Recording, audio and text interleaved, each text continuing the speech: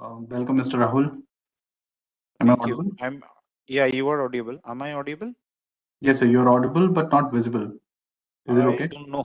I don't know whether it is how it is not coming. I have opened the video. Its camera is also on, but I really don't know. There might be some gap um, on your webcam, maybe. No, Nowadays, it is. yeah. Okay. Yes, sir. Now you're visible as well. Okay.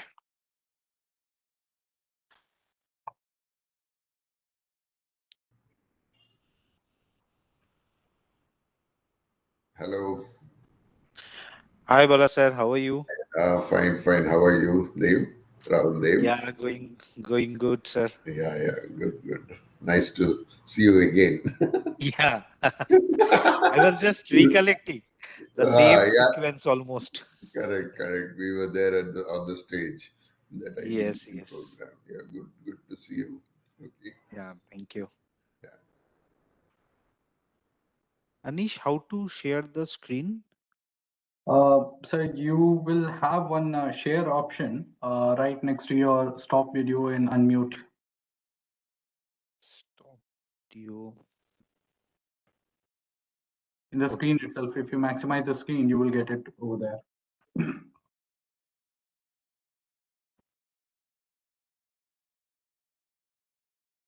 Bottom, sir. Yeah, There okay, will okay. be mute. Yeah. In that share screen will be there. You can open your PPT presentation and click on slide mode, and then you can share that particular video as well if you want to. Or you can share the entire screen. Okay.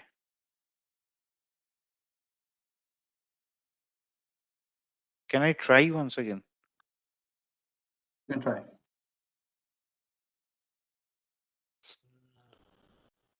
Share the... But it is not coming. It says something like that. There's a unmute, stop video. Next to that Oh, share. okay. Okay, got it.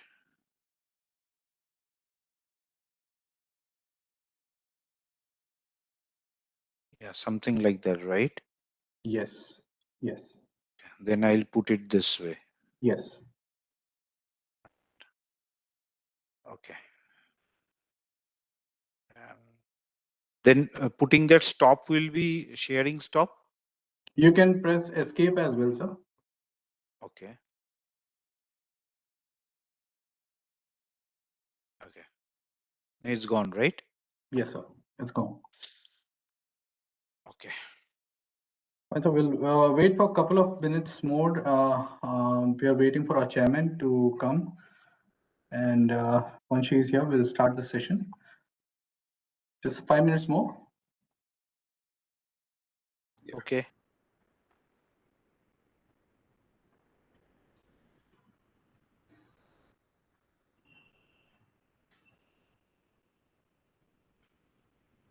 Anish, this thing has come out, correct? After he shared. Yes, sir. You can reshare it. Not a problem. Okay.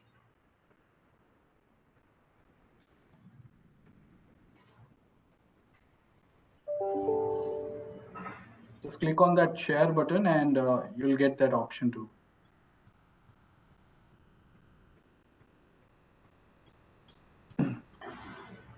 Hello, ma'am. How are you? Hello, hi. How Hello, is your health, ma'am? yeah, hi.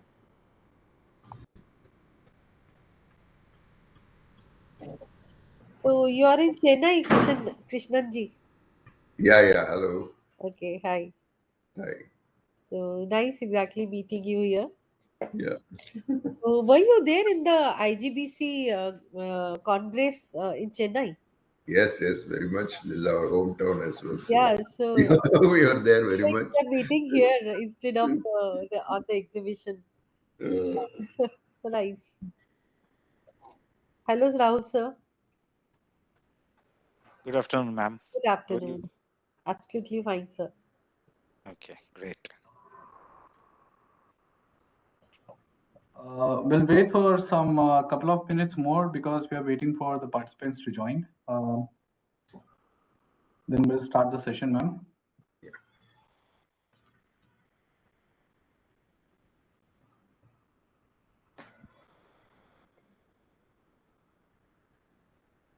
So do share Anish sir का दोनों sir का mail ID और number share कीजिएगा.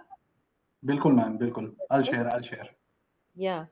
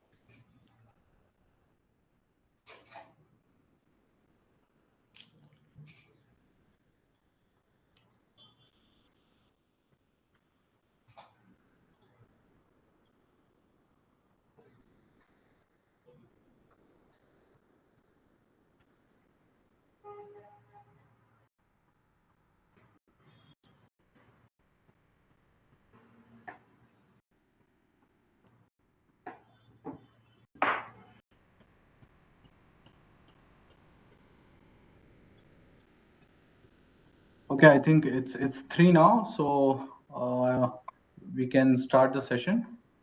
With your permission, ma'am.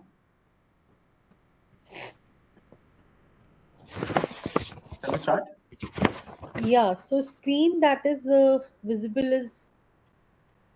Yeah, I'll first of all, I'll start the session, ma'am. Yeah. Then we'll proceed. Okay. I think our participants have joined. So, very good afternoon to everyone. Welcome to our day 3 webinar of Harit Prem Bharat Mahotsav 2024. My name is Anish. I'm from IGBC, and we are excited to continue to explore our decarbonizing India. So, without waiting more, let's start the session. I would like to introduce our moderator for today, Ms. Neetu Jain, Chairperson IGBC Vadodara Chapter. She's a managing director in Panaj Green Tech Solutions Private Limited. Panaj deals into manufacturing and marketing and distribution of innovative products. Influenced with the environmental challenges and with a vision to contribute for the climate change mitigation and to create awareness for green built environment. Ma'am, welcome, and over to you, ma'am. Welcome to all participants. I heartily welcome to our guest speakers for the afternoon today, Mr. R. Balkrishnan, Vice President and Head MEP Design, LMT and Construction. Thank you, sir, for joining us. I welcome Mr. Rahul Dev, Thermal Product and Offering Management, Vertiv India. Ladies and gentlemen, good afternoon. I welcome you all wholeheartedly. We have been into this series of the Decarbonizing India Harit Prem Bharat Mahotsav 2024. So we have inaugurated it on 22nd, and I would like to have some key highlights of day 2. The day 2 theme was adoption of emerging technologies to decarbonize large infrastructure, where we came across by exploring the carbon reduction capabilities of energy conservation building code ECBC compliant structures holds promise for advancing sustainable building practices. Concurrently, effective strategies for raising awareness about climate change through education, media campaigns, and community engagement can foster collective action towards mitigating environmental threats. IGBC strives these efforts to contribute a greener future by promoting energy efficient building standards and empowering communities to adopt sustainable practices in the face of climate challenges. The IGBC plays a pivotal role in aligning with the concepts of decarbonization in super ECBC compliant buildings and effective climate change awareness.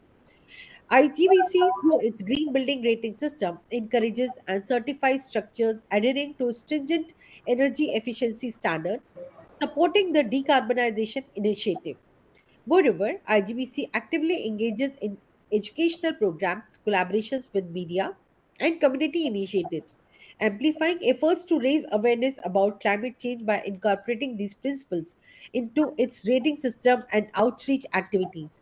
IGBC significantly contributes to the transformation of the built environment towards sustainability and heightened environmental consciousness. Today, on day 3, we will be focusing on sustainable energy solutions for decarbonization.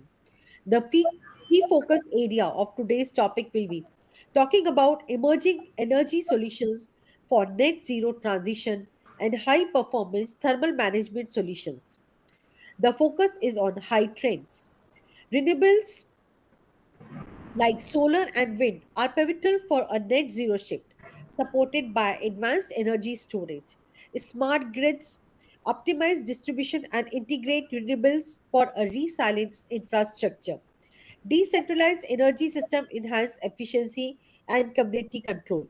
Brief narrative underscores the transformative potential of emerging energy solutions with high performance thermal management, ensuring sustainability and efficiency.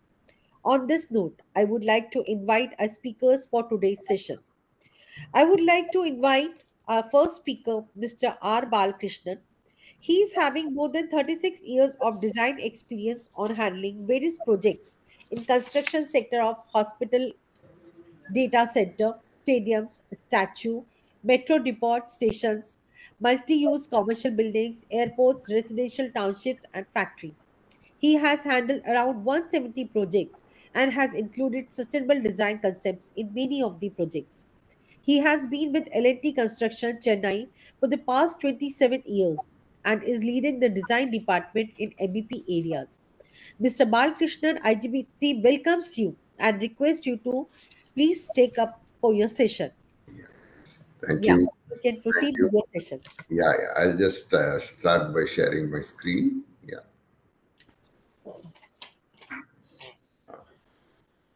All are able to see the screen. So I would recommend if you can just share one more time because it's just a black screen coming. Is it? I think Yes. is it a time lag? Okay, I'll reshare it. 1 minute.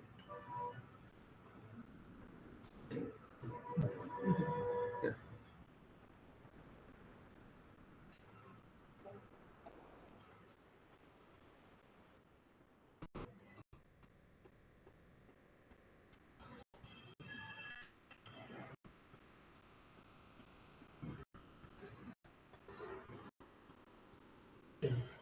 Is it okay? Is it coming? Yes, sir, it's coming. Yeah. It's visible now. You can put it on Yeah. Yeah. I slideshow. have just put it. Okay. Yeah. Thanks for that nice introduction. I thank IGBC and especially the chapter which is doing this, Vadodara. Am I right? Vadodara chapter is doing this. And thanks for inviting me to speak on this. And this is a buzz thing right now, and IGBC is promoting this in a big way. And they did a very big conference at Chennai as well. And day in and day out, IGBC is thinking about promoting this in this country in a faster manner, which other countries could not do it. So let us all pledge to help IGBC achieve this transition in a faster manner. And from our side, what small contributions we can make from L&T side, we are trying to make. With that, I'll start this presentation. So basically, a lot of emerging energy solutions are there for net zero transition. But before going into that, you should understand what is the definition of a net zero building. It is a holistic approach to make the building highly energy efficient, and it has to be fully serviced by renewable energy sources only, the power. That's the meaning of net zero. If you get into the definition defined by IGBC, it is to have the lowest energy demand, highest energy efficiency during the operations. These are the key things. And thereafter, its energy requirements are met by the renewable energy sources. This is a clear definition, very clearly defined what we need to do.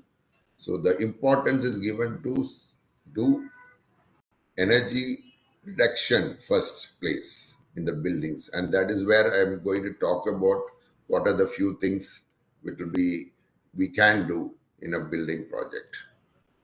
So if you see the net zero rating, 75% weightage is given for energy efficiency and 25% weightage is given for the renewable energy. This is how the rating is done in the IGBC if you want to achieve net zero in your building. Now, what are the emerging energy solutions? These are the things I've divided into an electrical system, HVAC system, ELV system, and some of the upcoming technologies which has a green technology for producing energy within that particular area or complexes. Okay. So if you go into electrical, we can do lighting control system, smart external lighting, smart wind turbine, BIVP, not very prevalent in our country, but we need to take it forward with better efficient products being produced. HPFC, hybrid power factor correction, which can take care of both harmonics and reducing the energy in the system. Transformer with low losses, which is well defined, what we should do for getting super ECBC. UPS with eco mode operations. When you're doing operations, you can get into eco mode to reduce the energy. Pumps, we can go with the highest efficiency, IE5. But there is something, IE6 also is coming out presently. So we should look at the highest efficiency of all these things. You can do some of the new technologies which is not implemented but trying to be implemented is the POE and power generating floor tiles and on-demand digital walls, which can do a thermal protection also so that the energy inside the building can also be reduced. On the same time, have a digital display on the system. If you come to the HVAC, which is the biggest consumer of energy in a building, you can use smart AHUs, you can do an enhanced air control system. Nowadays, a lot of new technologies are coming in the chillers, which is making it more energy efficient and better COPs are being presented. Many of the manufacturers have gone towards that, so we need to select the chiller properly, which gives better throughout its life energy, better operations. So chiller plant manager, we used to use chiller plant manager. Now there is a AI based controller. We need to move towards that. That is the chiller plant optimizer. This can save a lot of energy. It has intelligence into the system so that no energy is wasted unnecessarily. When the demand is not there, it controls it very well. So each and every energy spent is really needed for that particular area. Now on the ELV systems, we can get into AI and MI, artificial intelligence and machine learning algorithms with advanced softwares, which is being promoted by many people.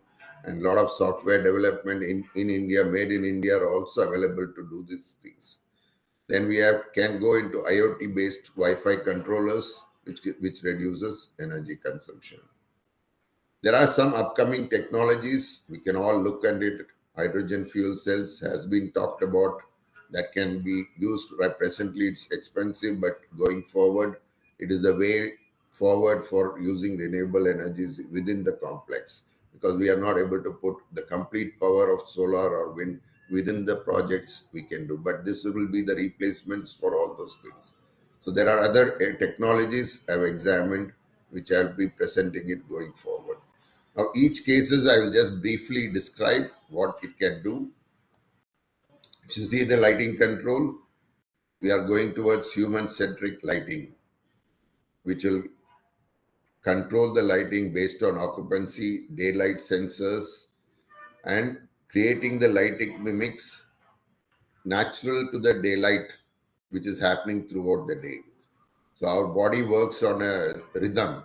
So it follows that body rhythm and the sun path and other things, and accordingly change the lighting color throughout the day so that you're always energetic within the office space. It is a human comfort, plus it also does energy saving. So if you do this, adopt this technology, you can almost save 2% of energy per annum. I'll just put a small video on that.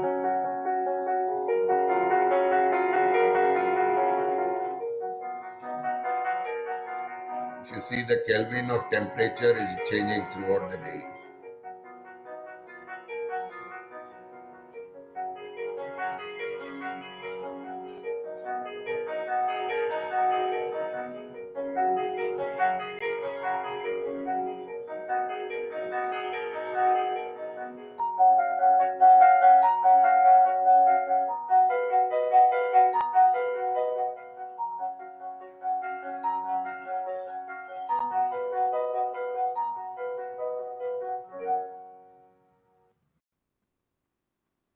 So if you see, this improves the people's productivity, and at the same time there is energy savings by controlling all this to the limitation of people when they are working, the light comes on, all that things. So that is on the previous slide.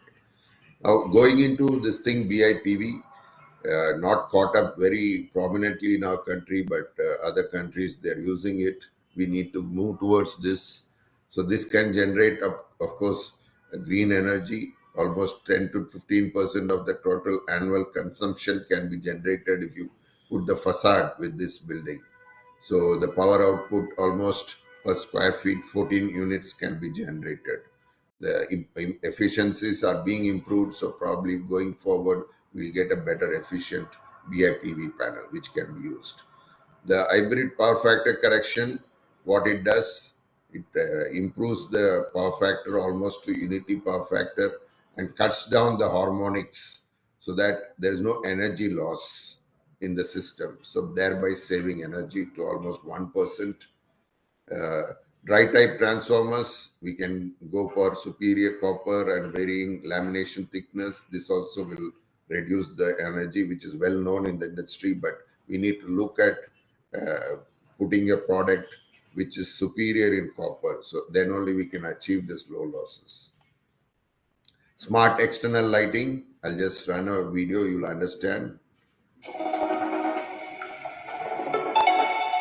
It's a dark presently.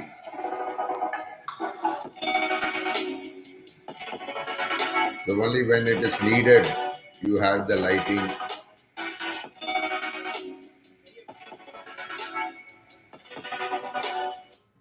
So only when it is needed, you have the lighting on. In especially external lighting, we continuously burn it. So this can reduce energy. It is also smart using sensors and other things. So you can use this for most of the projects. So in the basements, we can use sensors to reduce energy. Again, the concept of when it is needed, you have the lighting, either the car is driving in or people are walking in, the lighting should come on. So again, it saves the lighting energy to the extent of 2% to the thing. Now pumps, we need to choose with the best efficiency. IE5 is presently there, but there are IE6 motors also available. One manufacturer is using it. Probably it's gone beyond 95%. We should look at using this sort of motors for all the pumping and OHE and HVAC applications. So this can offer an additional energy saving of 10% over the IE3 motors. UPS efficiencies have gone up. They have gone up to 98%. So select the UPS properly, which has the highest efficiency. And while operations, try to use it in eco mode. This can reduce the energy by 2%, because especially in critical applications like airports, data centers, and other hospitals, this will give a huge savings in the energy. So this is some concept which is all available, not got into the Indian market, but we could look at it. There, you can use the staircase and many places where people gather or walk a lot. You can use that. So this each step can generate some energy. So this sort of flooring, if you do it, it works on a principle of electromagnetic induction by copper coils. You can generate energy. This is a renewable energy which can be used in some areas, and it can be saving energy or generating energy.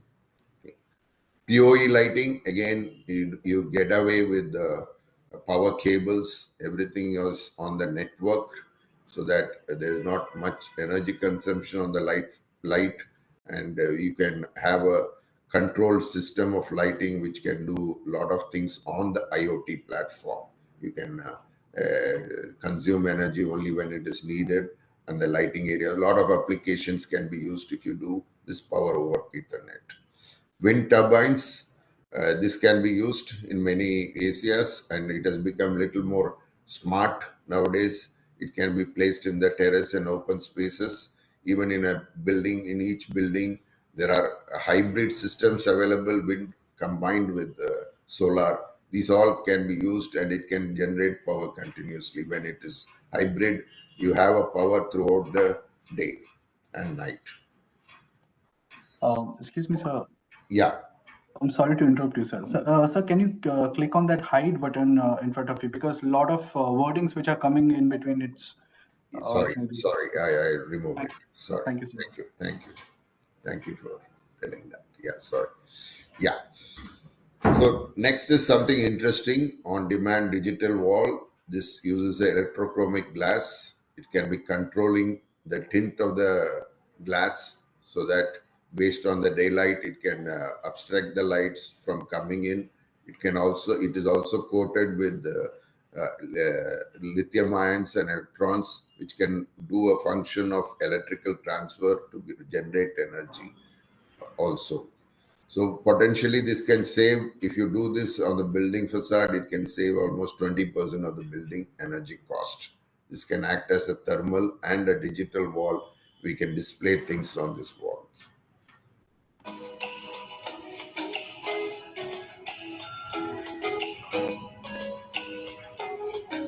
Sage glass is not traditional glass. Sage glass is the world leader in smart windows. Smart windows automatically tint and clear by electrical charge to control light and heat. Imagine you're sitting at your desk on a bright day and the sun comes into view. What if there is temperature consistency and no issue with glare or shades? Sage glass responds by tinting the glass, or even just a portion of the glass, when you need it. When the sun isn't shining anymore, the glass clears. It works seamlessly in a three-part system. Part 1. The Insulating Glass Unit, or IGU. This is the glass itself, built with a responsive coating that allows for tinting customization. Part 2 is the controls hardware. This is the communication hub. It has interfaces for customer interactions and then transmits information across the building. The final part, the system intelligence, takes in the outdoor and indoor factors, such as the weather, the sun's position, building orientation, location, occupancy, and time of day to create optimal comfort for every occupant. At any point, you can control the glass, manually adjusting the settings to your desired tinting preference from a wall touch panel, mobile app, or building management system. Your comfort can be as adaptable as you are. With smart windows, your building can feature many windows without compromising on energy efficiency and performance. Block the sun on hot days, harness it on cool days, creating a comfortable environment that's easy on the environment. So that is for a better indoor comfort for the people. So this can be done. At the same time, you can save energy because of the thermal properties being better. Now coming into the HVAC systems, we have started using smart AHU systems, which uses EC fans, and it also does a real-time data analysis. Normally in a HVAC system, we are not doing air balancing at the AHU level or at the chiller level. So what this smart AHU is doing is it will try to sense the people latent and the other heat, and then try to apply how much should be let into that particular place at that particular time when there is a people or equipments working. So it is a thing that we go to the end point and try to analyze, and then the required energy is utilized. That is how we save energy by the smart AHU systems. And when you include it along with enhanced air control system at the end point, it really gives a lot of energy savings. So basically we are doing to control, like the lighting, you're trying to control at end point the HVAC systems, which is being, when it is needed, it is given. When it is not occupied or not later, as the heat is not there, it doesn't work. So that is how the energy is being saved. And this is changing the way buildings are looked at and how made more energy efficient, because HVAC is the maximum in a building. Almost 45% is the HVAC energy load. If you do the control on that, you get the maximum saving out of it. So again, have energy efficient chillers, COP 5.8 to 6.2. You get a better energy saving by 3% more. And coming to having all the systems done, you apply in your BMS, not the normal BMS. You have a software which can do analytics and then take informed decisions by learning what is happening in the building. So if you do this technique and include it in your part of your BMS, what all it can do? It can reduce energy spending by 35% year on year. Definitely we achieve carbon emission reduction, better comply with regulations, and we can easily integrate all the green energy we are trying to put into the building. And it also optimizes the asset management, and a lot of predictive working can be done, predictive consumption, spending, and the maintenance can be done based on this. So this will really improve the way the building is operated by using this AI and ML machine learning techniques in the BMS system. So how it is done, normally we have the centralized intelligent monitoring system. We can put this AI ML algorithms into this software, and then it can be controlled from anywhere and any place, anywhere in the world. And Sir, this I is app think based, and it can control everything. I'm sorry to interrupt, sir. I think presentation is not visible. Is it? Yes, sir. Please, if you can.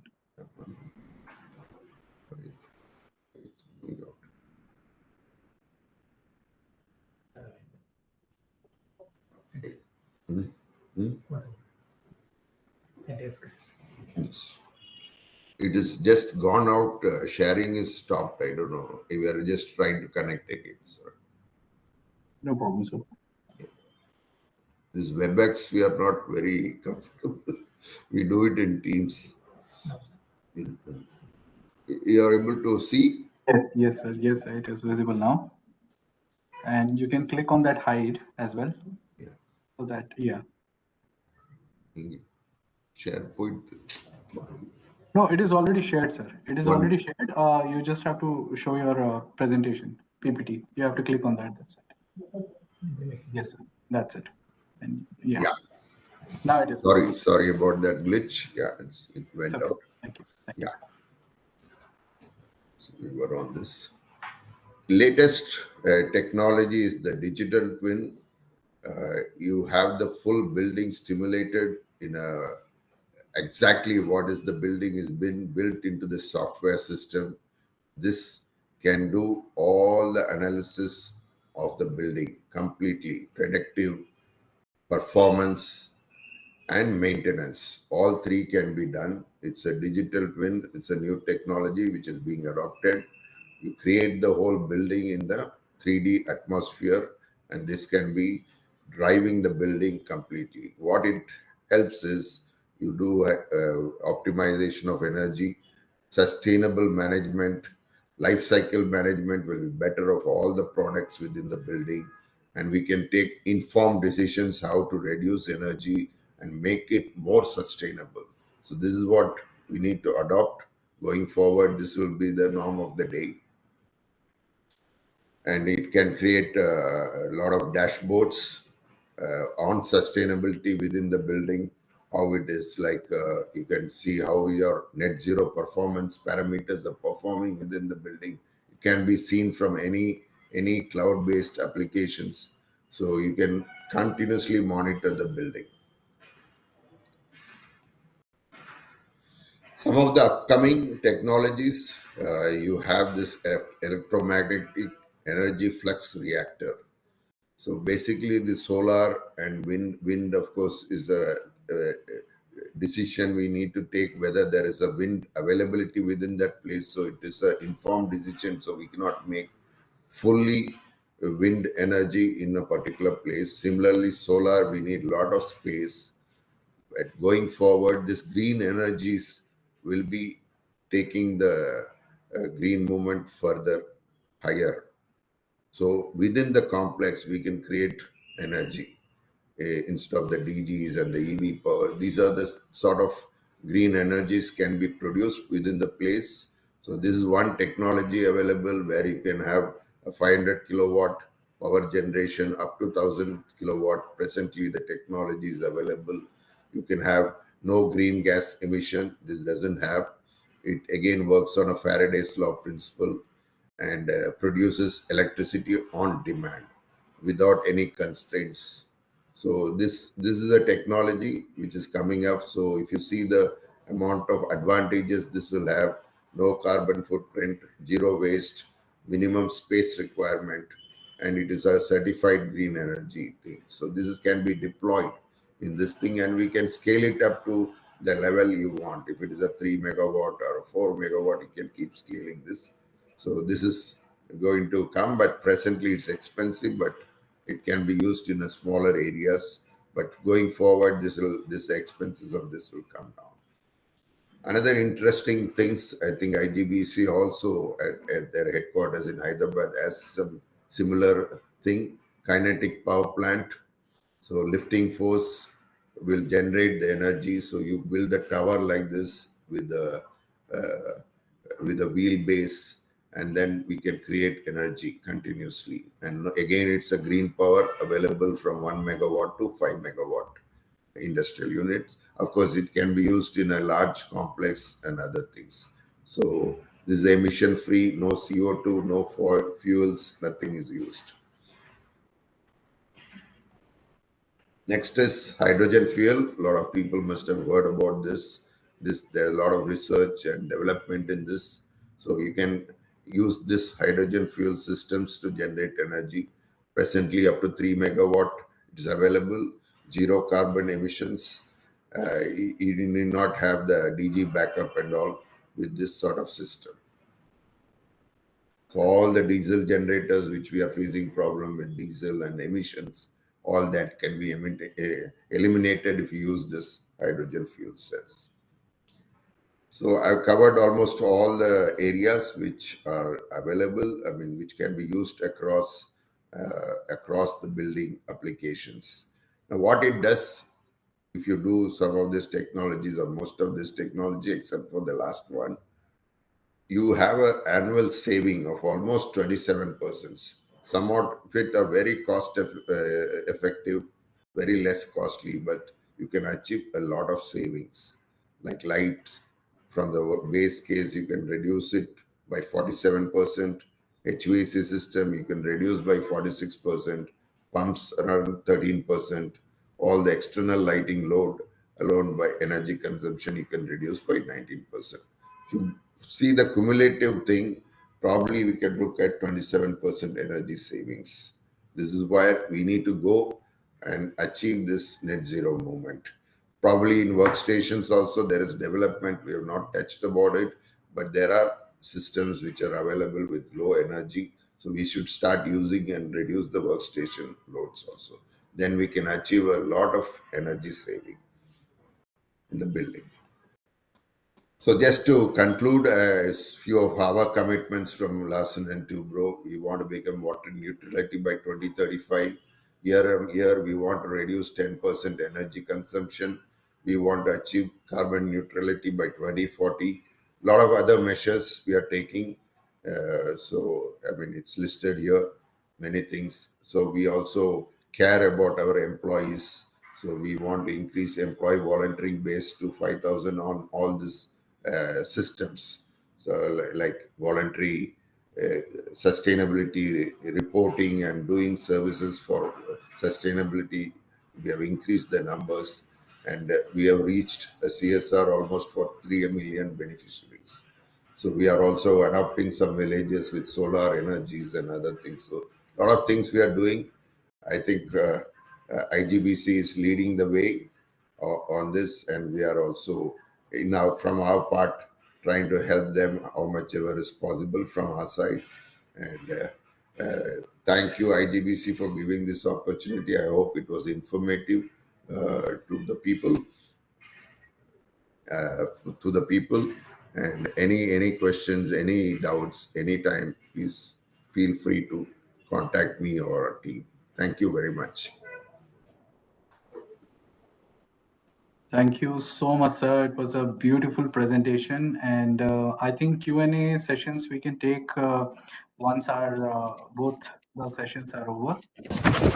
So I would request ma'am to introduce our next speaker as well. Yeah, so it was a great presentation, and it gave us also insight like what exactly you are doing for the LNT, and how exactly you are able to contribute for net zero constructions.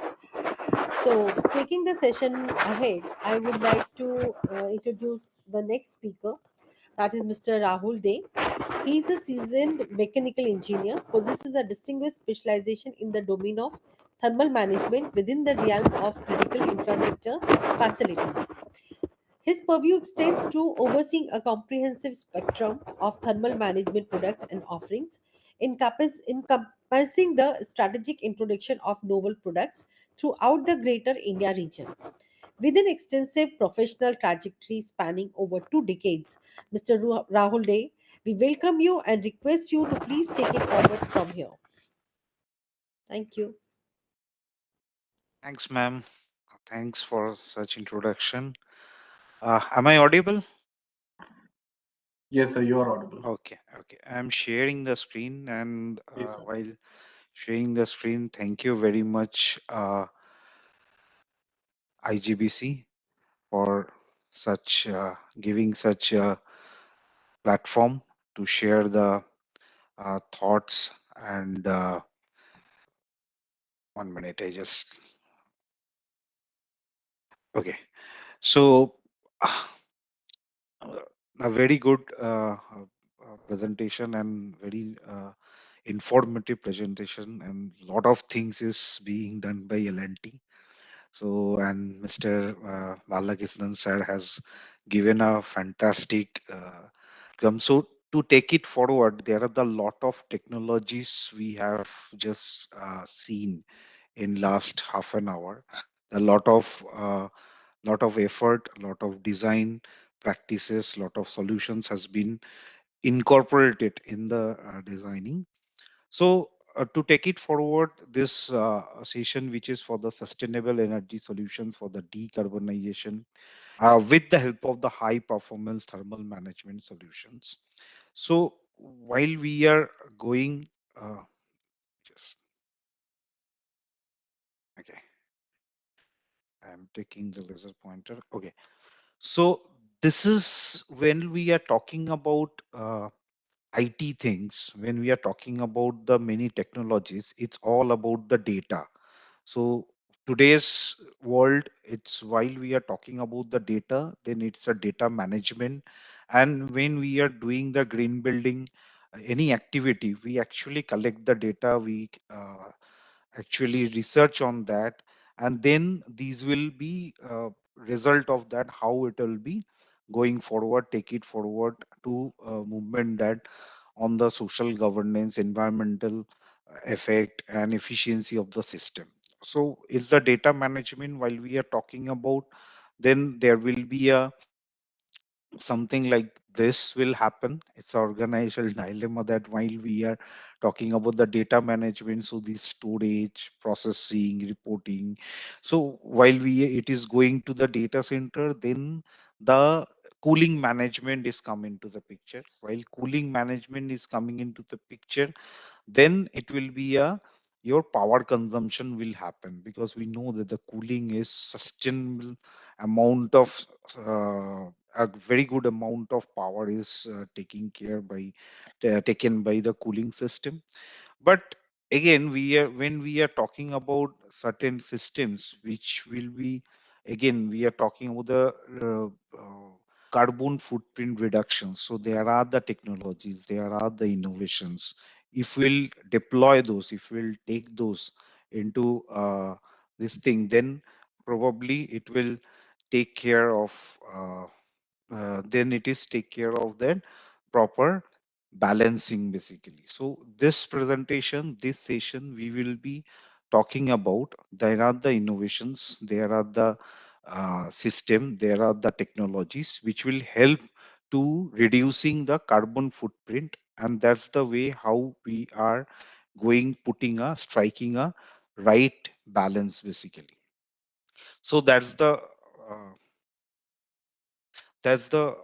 theme of this presentation. Now, while we are talking about this technological things, already Sir has spoken many things, mentioned many technologies, but we know that these are the technologies which is actually driving the digital transformation, and quantum computing, artificial intelligence, machine learning, blockchain, virtual reality, augmented reality, robotics. Robotics nowadays is the smart factory, all where we are using the Internet of Things. Already Sarah has mentioned how that light management is happening, how there are the glasses which will be the smart glasses are using. So all are about the digitization and the data management. So these are the drivers, these are the technologies which is driving the digital transformation. And if when we are talking about this kind of the digital transformation, so a lot of data is coming up. And when we are talking about when India is basically, I specifically add this slide at last moment to just we are talking about Indian Green Building Council. What are the things? So what their initiative in the IGBC is doing. So when we are talking about India, so this is the digital India in 2023. The record 48.6 billion transactions has happened in digitization, which is 3x of China and 7x greater than combined digital payment of the US, Canada, UK. Apart from there, that 1.2 billion we are now with the Aadhaar system. So how much data in the government sector is actually popped up. Then we are number 2 nation in the mobile user in globe. We have almost 700 plus districts are under covered by the 5G connections. For that, almost more than 5 lakh kilometer the optical fiber has been laid. So this is the digital movement of India. So you can imagine, you can think the how much Bharat is emerging as a tech nation is going on, and how these data center is important. Critical space management is important. While critical space management is important, then there are the different services will come. Among all those services, cooling or thermal management system is one of the services which is actually consuming or taking more power. So the idea is, and more power means if it is a more carbon dioxide indirectly or directly it has been generated. So the idea is how to reduce that power consumption. So result, how to reduce the carbon dioxide carbon footprint. That's the main idea. So moving forward, so while we are talking about the data center engineers, designers, operators, owners, they are doing the designing new facilities, environmental concerns. So these are the things like developing sustainable strategy, driving sustainability, building operation challenges, these things will come into the place while we are actually doing for a proper cooling thermal management solution. In that sequence, if we'll go, then mostly we are talking about that innovations or emerging technology which can reduce the power consumption as well as the carbon footprint. So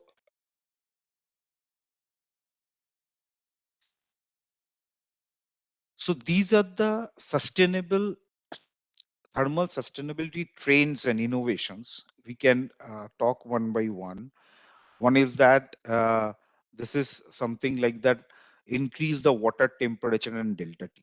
So now Sarah has already talked about that elevated temperature, elevated water temperature. So for the very high density solution, we can think about the liquid cooling system.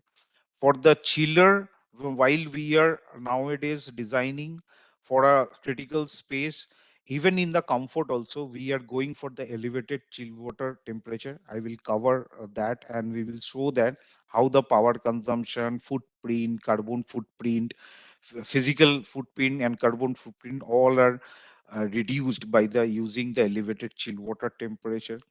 Then the variable speed kind of compressor technology, variable fan technology. So wherever the power consumption is peak, wherever the cooling requirement is peak, then only the that much of power consumption will happen. Otherwise, while the load will be lesser, there will be the variable due to this variable speed technology. We can actually reduce the power consumption over there. Then there is another technology we can thought of, or we have already implemented. Industry is going towards that, the free cooling technology. Earlier, it was a myth that it is only usable in the northern part of India where the cooling, but it is not. There are the technologies, there are the mixed mode operations can be happen where even in the tropical region also we can use and we can get advantage of this free cooling technology. This kind of technology is also available. We will talk about that. Then non-raised floor, earlier we are talking about in the data center, false floor is a must situation. But when this data uh, density is going up, there are the technologies come up without false floor with the horizontal airflow. It can be done. So there will be a alternative, including the containment and the building height can be reduced, and there will be the more efficiency can be attained. Environmental friendly refrigerant chillers, these are the common things. Last 7 8 years, I think industry has already picked up, and Indian Green Building Council and other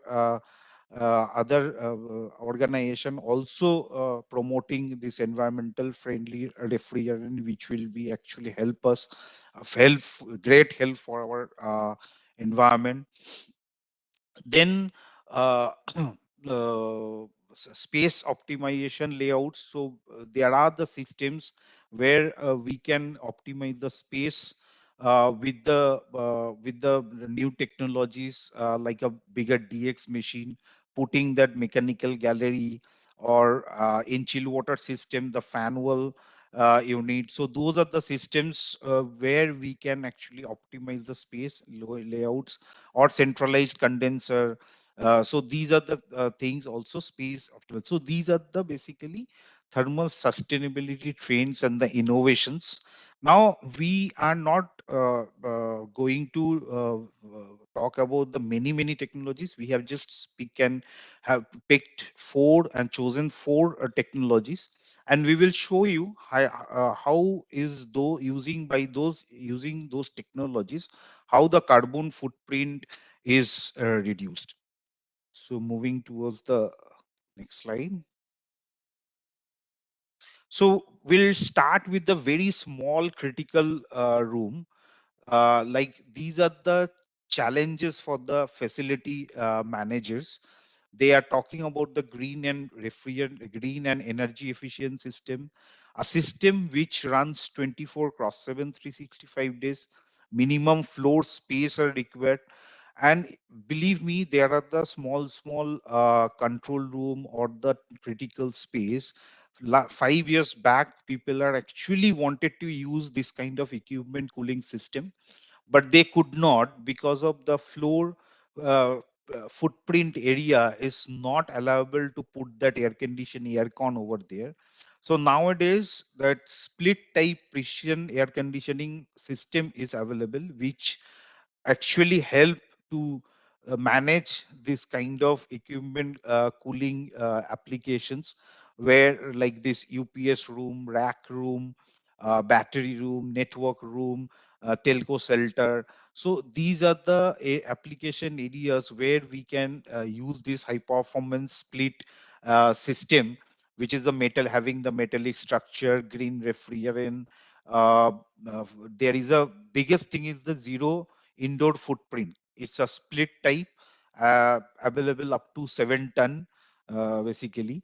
And this is a most efficient cooling system. Now, if we have made a comparison like a 50 kilowatt IT load, a small critical system, if we'll go with the equipment room AC and versus the standard comfort AC, nothing wrong with the standard comfort AC, but this is usable for the comfort air conditioning system.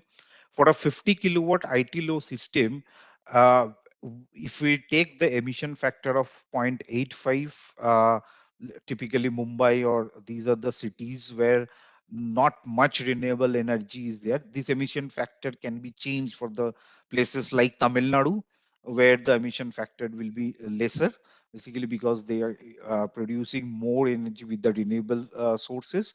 So almost 9% equivalent ton of carbon dioxide can be saved if we go for the equipment room AC. There are the lot of other advantage, but I'm just touching because this forum we are talking about the high performance thermal management system. By using that, how the sustainable solution can be done.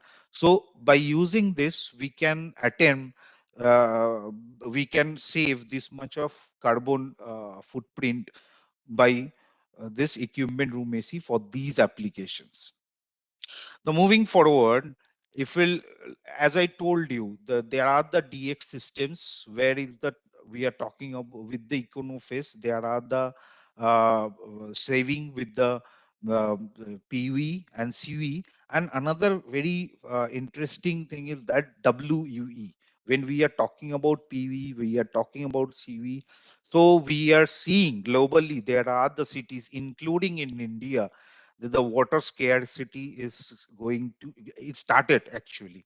So there are the system where we don't want to, if we don't want to use the water, so this system, this technology can one of the solution where there is a no consumption of the water. It's a refrigerant based system.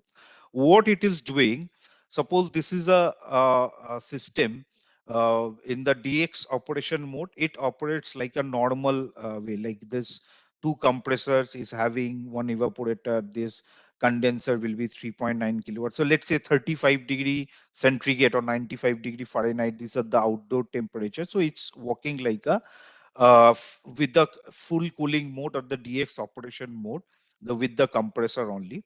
Now, if we have the temperature of 65-degree Fahrenheit, less than 20-degree centigrade, something like that, so there maybe the one compressor will be off and there will be a pumping system which will actually run the refrigerant in the system. So it's called a partial economization mode. Now, if we'll take the if temperature profile of a city of the mid of the country or the south part of the country or east or west, not the north, you can get at least 300 hours in or 500 hours within this 8760 hours.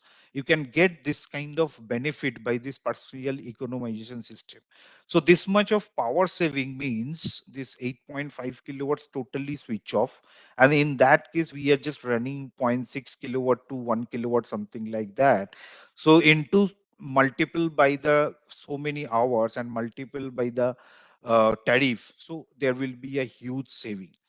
And then if it will go for the full economization system, let's say less than 12 degree or 10 degree centigrade temperature, maybe 100 hours. I'm talking about the north, except the northern part. If we'll go in the northern part, there will be the massive saving will be there. So these are the systems where we can, both the compressor can be bypassed, and with the pump only this refrigerant mode. So this way we can attempt the free cooling system or economization system.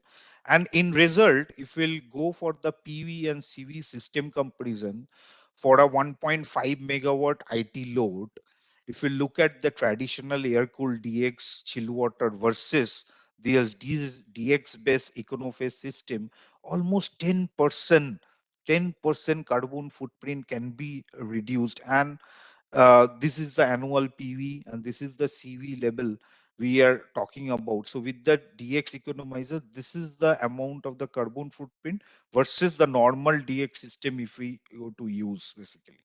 So this is one of the technology we can go for it for the this kind of a data center load or this kind of a critical infrastructure load. This is one of the very fantastic thing where we can go ahead with this kind of pumped refrigerant system. Then when sir was talking about the chiller system and the with the elevated chill water temperature, so with the elevated chill water temperature nowadays, and in the data center or where in the equipment cooling segment, where the sensible cooling is the only factor. So there we can go easily the very high temperature, and there will be a improvement in the energy efficiency. The cost will be reduced because the same chiller which is at 712 degree, if it is giving let's say 100 ton, so obviously if it will design with the elevated temperature like 1825 or something like that, it will obviously give the 130 ton kind of cooling capacity, and the motor will be the same. So actually your COP will be getting, or ER, whatever the way you calculate, it will be getting improved. And the more capacity is catered by the lesser amount of the footprint. So this chart will give you the, so what we have today, we have taken the same model of the chiller at the same ambient. One is designed with the 712 degree and one is designed with the 2032. Now, already these all the tech giants, they have already, or consultant, even in the IGBC also, in the other forum also, it has been already proven. And our market actually going towards that only, but more focus, more promotion is required for this elevated chill water temperature. So result is in front of your eyes. The almost there will be a there will be a 25% saving in the carbon footprint equivalent ton of the carbon dioxide in case of the 400 ton chiller. Almost 27% cooling density can be improved. Almost 25% seasonal energy efficiency can be improved. So this is the result if we'll go for. So this is a technology, this is a technical adoption, I would say, by using just design consideration. While we have seen that there is a sustainable design, there is a innovations, so there is nothing a product innovation. This is something like a technological adoption basically, and correcting or designing for the right things for the right applications.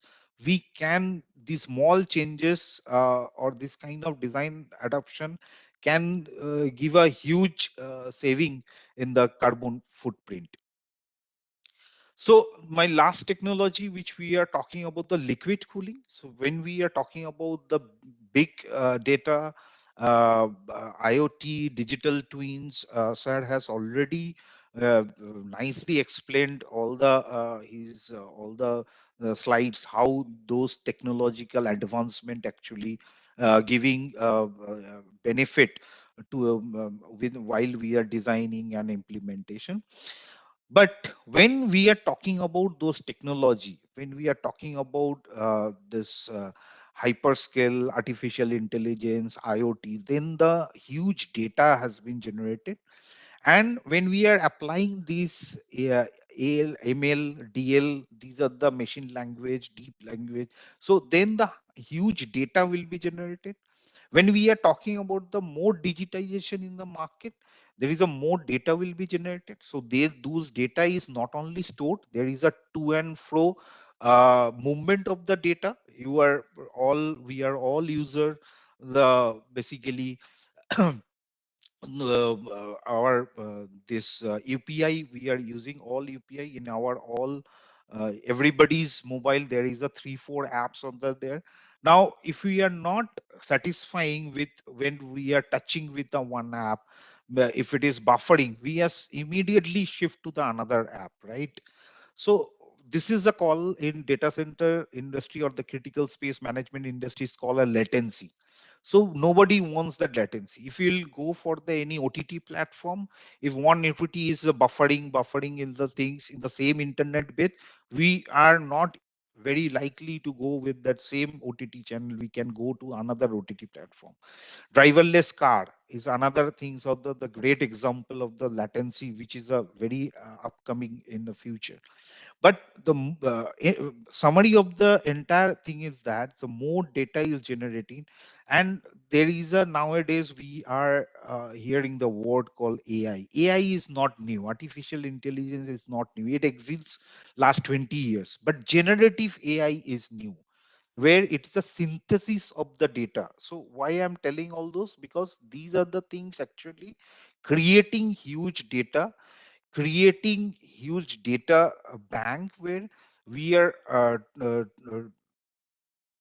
oh, thank you. It's in IIT Hyderabad, it's a driverless car is going on. Somebody has great.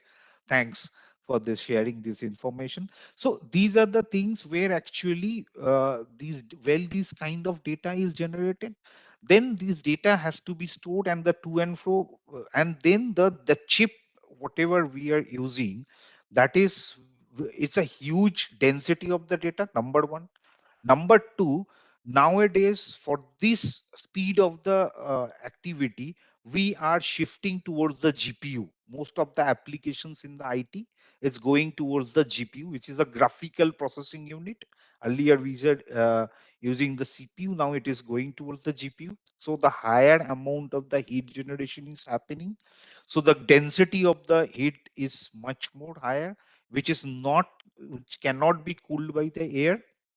So we are going towards the liquid, number one. Number two is that when these chips we are talking about these chips, there is a term called throttling temperature.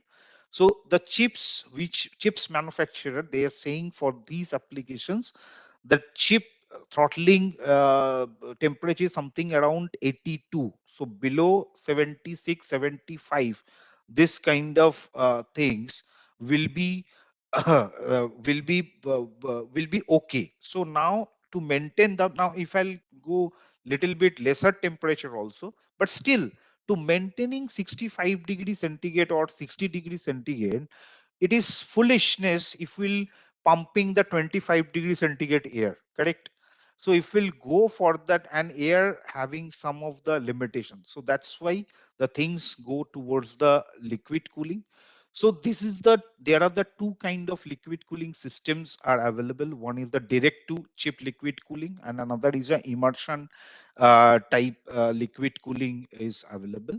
Now in the both the system right now we are working with a single phase system, but there is a upcoming area we can talk. We are, there are the universities along with Vertiv, we are researching for the two phase system also. So these are the few components where we are talking. The one is a CDU. It's just a basically central. It's a coolant distribution unit. There is a secondary fluid network that will be there, and there is a dry cooler or chiller or cooling tower for the primary source. And these are the racks and the RPDUs where this kind of rack manifold actually goes, and on the servers with which is made for this kind of technology adoption. So this will be so this will be the cold plates are designed, and the coolant. So these are the most of the components. And now if we'll go for the immersion cooling, there is a radical, it's a simplification, it's a cost saving and capex, both the capex and opex.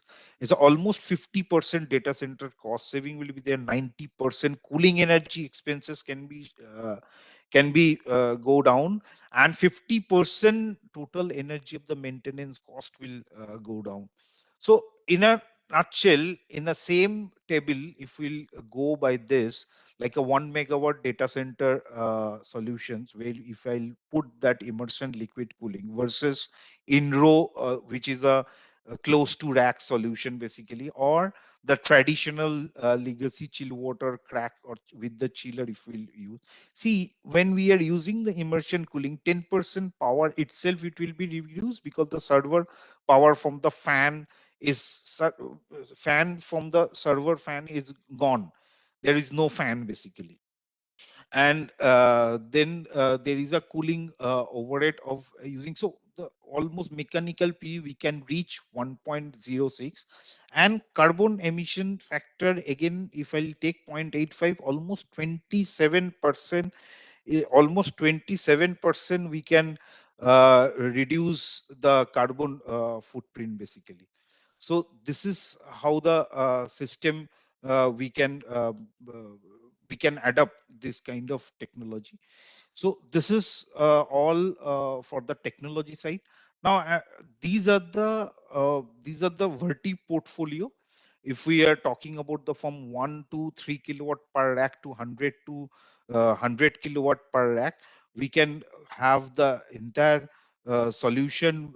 We do have like a 1 to 3 kilowatt, then 20 to 25 kilowatt, 2 to 10 kilowatt large thermal system, and then the liquid cooling system. And these are the archetype and these are the applications. So these integrated and critical sustainable solutions are available. Like we are talking about this split type wall mounted precision AC. This is the product. We are talking about that high density solutions. So these are the one product. Then this is the another technological solution which have will have these AFC elevated chill water temperature solutions. Then these are the regular kind of perimeter cooling. Now, the interesting part is that while we are designing, while we are doing any kind of technology adoptions, in beginning we are committing there are the carbon footprint, this is the CV, this is the PV, this is the WE. But if we are not doing the proper operations management and the proper installation and the maintenance, then slowly those figures will go not in the committing, it will go high. So that's why what we are saying, the service is also very much important. So service as maintenance, which are the again one of the innovation pillars where we have to maintain for the maintain all those sites for the long term success basically. So this is the Vertif promise to the customer, that while we take care of the technology that supports your business. So with this I conclude this, that there are the technology are available while we are talking about green initiatives. Now in the digital world, in the digitization, when the data is evolved, and all the things like starting from the smart factory to the smart light, starting from the data capture to data derivations, or starting from the AI to ML, or those things will we are. So these are the things are data evolved. So critical space management with the thermal management systems with the high performance design is very much required. So we need to think of these technologies while we are designing, while we are implementing our upcoming facilities basically. Thanks. That's all from my side. Thank you so much, sir. This was another informative session after Balakrishnan sir's session. I mean, really wonderful. Let's go with the question and answers. Q&As. Let's see some. Before going with the chat sections, I would like to take one question to Mr. Balakrishnan. Actually, I was noting it down, so Yeah, uh, yeah. So, sir, in I think second or third slide, you have shown, some promising technologies. yeah. So I wanted to ask, like, which emerging renewable energy technology shows the most promising or most promise in achieving a net zero carbon footprint? Amongst the what I've shown or what is available in the solar, you wanted that. Anything, sir, which you have Yeah, shown, see, or if yeah. you know See, something in beyond that. solar there is an improvement, they've improved the efficiencies or what per square feet, how much it can generate has gone up to 650 watt per square feet. So that's an improvement. We were looking at 350, now it's gone to 650. You can use those sort of things in a smaller print. Effectively, what it does is in a smaller footprint, you can generate more solar energy. That is one way of doing it. Now, on the hybrid system, what I said, there are some made in India solar things. It is, I mean, it can be used in buildings or anything.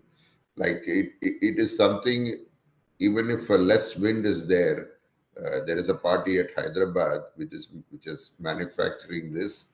They've supplied to some of our defense facilities, which is in Leh and other things. So that is also very efficient. So some of our own country is manufacturing where they have this sort of wind energy which can be put on top of buildings or anything, and that is also energy efficient. Okay, so these are technologies which are available, which can be used. And if you see that emerging, I think the fuel cells is what is going in the other sector, which is expensive, but going forward it might come down. So these are what's available for us to use to make it more energy efficient. Thank you, sir. So here in the chat box, Mr. Shashi Ray wants to ask any new efficient system for wastewater treatment. Yeah. Yeah. Yeah. So wastewater treatment, I think the membrane systems, whatever is being developed, there is some technological nano system which is available. Okay. So which is more efficient, consumes less energy, and the membrane lasts longer. These are some patented systems by some of these people. So that is available to use. So that's available in the waste thing. And also at LNT, we have developed a membrane for the waste water treatment. It is again patented, and it uses less space to treat the water, and again highly energy efficient. So we have also developed, because we have a lab which does this exercise. Now it's a division, a wet department division, which has taken this initiative and made this product. Okay, so that is available, and others are also doing it, but we have done on our own also. So the membrane is going towards the nanotechnology. That's great, sir. There is one question uh, for Mr. Rahul. I mean, is there any key advancement boost efficiency in high power thermal management solutions for electronic devices, sir? Yeah, there are the systems. See, when we are talking about the electronic system, there maybe could be two. One is the data center where we are using the so many servers and the electronic things. Other way is the semiconductor area. Basically, in the semiconductor there are the certain areas where you require this kind of technology, where you require the precise temperature, RH control, dust control, proper airflow management, and as well as there are the 24 cross 7 operations. So this is the one for this. One is the for the data center or the critical space or the switch room. This is the normal. But when you are talking about the electronics, then in the semiconductor industry, there is a two process where there are the different we it's a common name of the semiconductor is the fab industry they are talking about basically. So in the fab industry, there are the segment where we are talking about these things. But there is a misconception that when we are talking about the semiconductor industry, so everything is go with the precision AC. No, there are the some area where you require the clean room kind of environment, basically where we are talking about that class 10,000, class 100 or class 1,000 kind of environment, which cannot be done by the precision AC, because this is purely for the equipment room cooling where the filtration is one of the area. I hope I can answer this. Absolutely, sir. Absolutely. Thank you. There is one question I think Neetu ma'am would like to answer from Mr. Inderjeet Owner, that are there any materials that can be applied on exterior of the buildings to reduce the heat inside the building? In fact, I want to Balkrishnan sir to address this. So we are talking about energy efficient equipments. We are talking about HVAC and all other equipments that are used like once the heat is generated by the building envelope. And I have not seen considering building envelope as part of your strategy. So I also wish to understand, though there are high SRI coatings which can cool down the buildings themselves, so the heat is not generated and then ingress is not there. But Yeah, I wish you also to answer this, that yeah, what other things can be applied so that building yeah, doesn't get yeah. heated up. So I Yeah. didn't want to take the architect's thing away. Yeah. So normally any project we need to see the solar study of that location so that the heat gain inside the building is less, the orientation of the buildings and other things. Then we have to take a measure of making a better U value for the facades elements. Yeah. And there are materials now. We have started using it in the terrace and other things where it can also take care of some thermal reduction. So these materials also can be used. One is we are talking of solar orientation of buildings, how the building envelope will affect the thermal energy inside, and in case how to make it more thermal efficient. So there are various methods by the way of coating. There are insulation materials which we can use, which has become thinner now, which architects agree to use. So these are all available now. So I think that is where we need to look, as Madam said. First, try to reduce the thermal impact inside the building. Then Yeah. look at energy efficiency. Then go Yeah. into renewable energy. This should be the Yeah. steps which should Yes. be followed. Yes. Yes. So that's great, Indrajit. Nice question. This is my favorite question. I always ask this. So we are doing everything to reduce, to reduce the efficiency, increase the efficiency inside. But what about how we can reduce the generation of heat? Because this heat exactly normally what happens, the building envelope get heated up to temperature of 70-degree high, and Correct. that is contributing to the city temperature, city air temperature. So by maintaining the temperature of the envelope, we are actually reducing our temperature, building temperature ingress also, and we are contributing to reduce the urban heat island impact. So these both things are important. And thanks Indrajit for bringing out this question, and thanks sir for telling other strategies also to address this. Thank you. I think we are done with the question answers, Anish. Yes, yes, ma'am. Yes, ma'am. I think yes. There's Yeah, no somebody question. asked about the tiles cost. I think Smart per, tiles, yeah, yes. Yes. yeah, one Okay, tile take this almost. question. Yeah. Presently, it is around 30,000 rupees.